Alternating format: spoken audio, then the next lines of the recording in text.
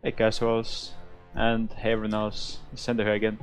Um, so I'm sure some people already hit the dislike button and left video, but it can't be helped. But I believe some disclaimers are in order with this kind of video. First of all, there's nothing wrong with being a casual. Like, I'm casual in most games I play. This is in fact the only game I ever played where I'm not really casual as far as times go. But I do believe we need to talk about something. And it's been a long time coming, but I think it's good that we talk about it a bit. Because, you see, I feel like every time I make a video that's about, say, gear, here's what you need to run to be effective in this game. But first of all, people take it overly personally. People are saying that you are destroying the variety and you don't understand that there's use for everything and so on and so on.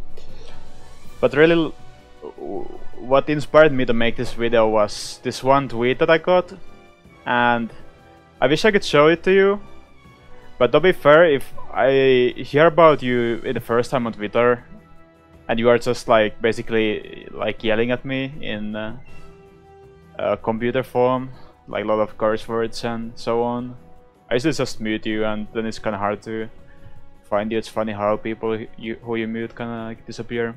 But the basic idea of it was that I shouldn't be so elitist. I shouldn't be saying that, you know, this stuff is strong, like every stuff is strong. It's just variety and what you make work. But here's the thing, that's not the case. Okay, so why is that not the case? What is being competitive in the first place? To me, being competitive is finding something that's the strongest.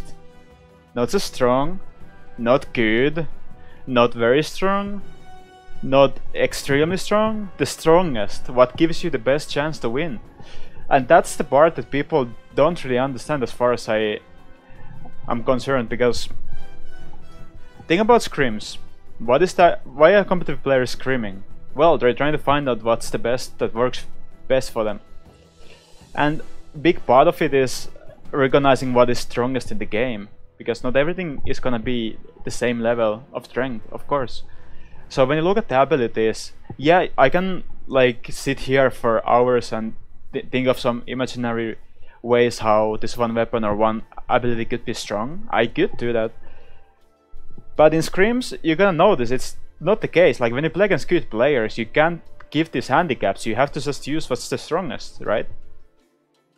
So take up quick respawn, for example. This is especially like new players really hard to understand why it's strong, and they usually take a bit hostile approach to it. Even when they don't understand why it's strong, then they kind of like reject it and are often pretty hostile against any advice.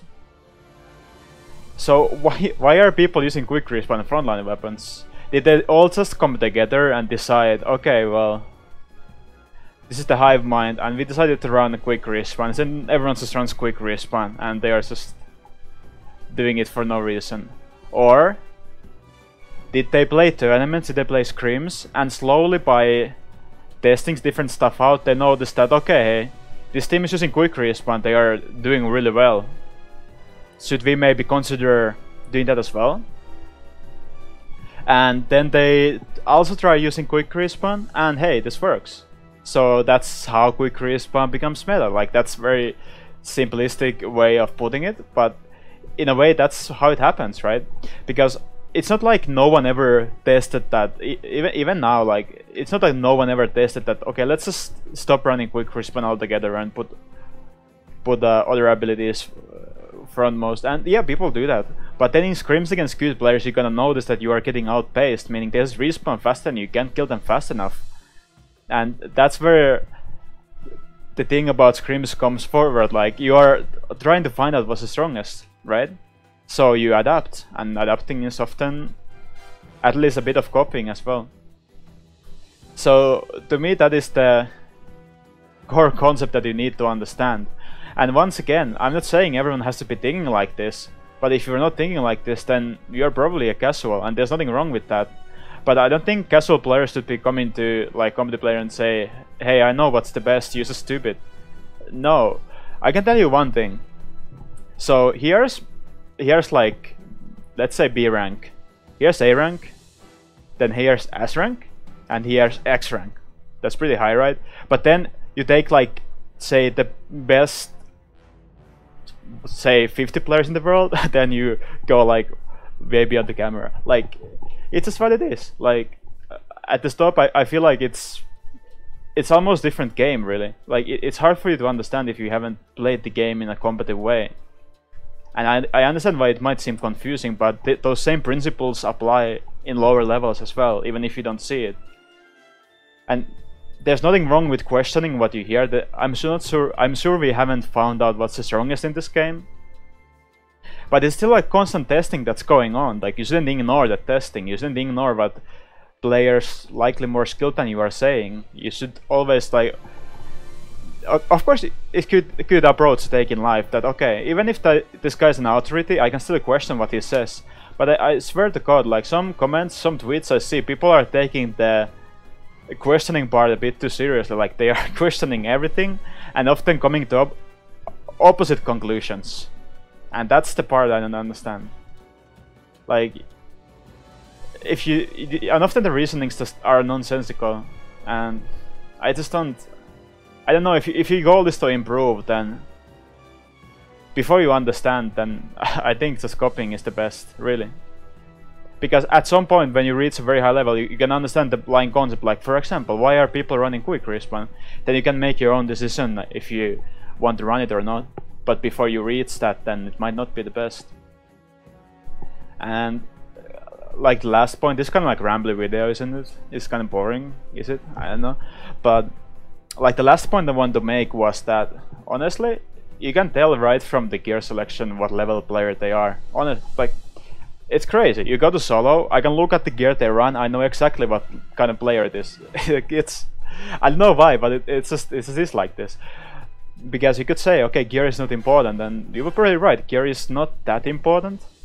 But if you're being serious about the game, like seriously trying to be the best, then you are also taking into account the gear, right? Like, you are trying to think what is the best T-Deck build. Like, many discussions, like people who have been playing T-Deck for a ridiculous amount of hours, which is not me, as you can see, are thinking even like one sub ability, like, do I need this one sub ability?